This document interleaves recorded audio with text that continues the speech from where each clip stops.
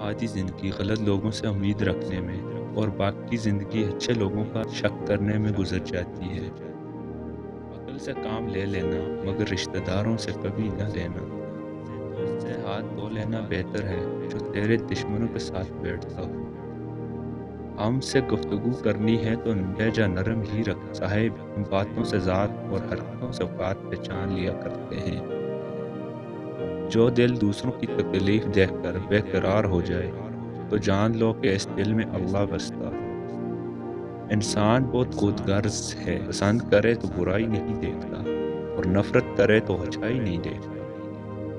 برے وقت میں اکثر نسلیں پہچانی جاتی ہیں۔ اس ملک میں ایک ہی چیز کا سب سے زیادہ فائدہ اٹھایا جاتا ہے اور وہ ہے مجبوری۔ عبادت کوئی دلیل نہیں، معاملات سے پتہ چلتا ہے کہ خدا کا خوف ہے کہ نہیں۔ آپ کی آدھی خوبصورتی آپ کے الفاظ میں ہے اور باقی آپ کے آداب میں ہے۔ ہمیشہ وہی انسان اکیلا رہ جاتا ہے جو خود سے زیادہ دوسروں کی فکر کرتا ہے، جس کا پیار مرتے دم تک نہیں بدلتا۔ اس سے ماں کہتے ہیں، اے اللہ مجھے بخش دے، مجھ پر رحم فرما، مجھے ہدایت دے، مجھے حافیت سے رکھ اور مجھے روزی عطا فرما، آمین۔ قبر کی گہرائی اور تنہائی ہمارا انتظار میں ہے، بہت جلد بستر بدل جائیں گے۔ اللہ تعالی ہم سب کا خاتمہ ایمان پر فرمائے، آمین۔